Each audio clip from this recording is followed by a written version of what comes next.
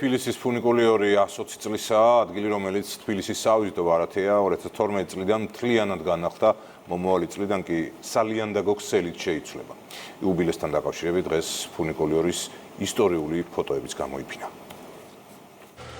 ფუნიკულიორმა პირველ მგზავრს 1905 წელს უმასპინძლა და ასე იწყება დედაქალაქში მისი ისტორია, რომელიც უკვე საუკუნეზე მეტია იწერება.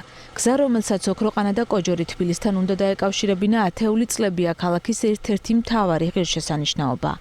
ფუნიკულიორი ბელგიურმა კომპანიამ დააპროექტა და უკვე 27 მარტს, 120 წლის წინ მთაწმინდის პარკის მიმართულებით პირველი რეისიც შესრულდა.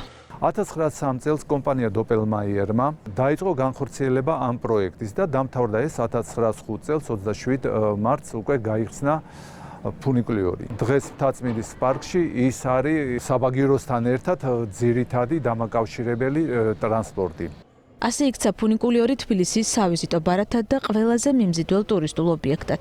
2012 წლიდან ტრამვაი თანამედროვე ინფრასტრუქტურითა და ტექნოლოგიებით აღიჭურვა. თითქმის 501 მეტრიან გზას, რომელსაც 3 წუთ ნახევარში მთაწმინდის პარკთან მივყავართ, ყოველწლიურად უამრავი სტუმარი თუ ადგილობრივი გადის. 90-იან წლებში ჩვენმა ქვეყანამ თბილისმა მძიმე პერიოდი გაიარა. მთაწმინდის პარკი პრაქტიკულად მისი ინფრასტრუქტურა იყო განადგურებული. იგივე ბედი ეწვია ფუნიკულიორს.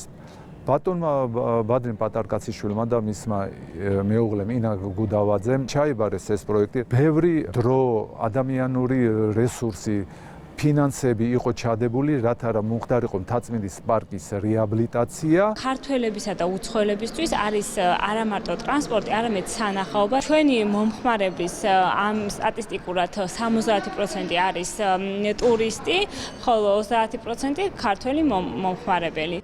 ფუნიკულიორი იუბილარია. დღევანდელი დღე განსაკუთრებულია უხუცესი თანამშრომლებისთვის, მემანქანეებისთვის, რომლებსაც ეს გზა ალბათ ყველაზე ბევრჯერ აქვთ გავლილი და სტუმრების აღტაცებისა თუ გულწრფელი ემოციების მომსწრეც უამრავჯერ ყოფილან.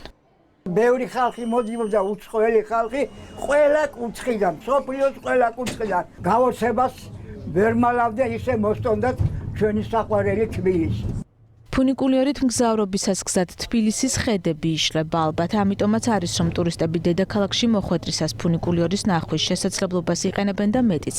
ეს ადგილი დამთვალიერებლებისთვის ტურისტულ რუკაზე, ერთ-ერთ მიმზიდველ კულტურისა და დასვენების კომპლექსადაა ამონიშნული.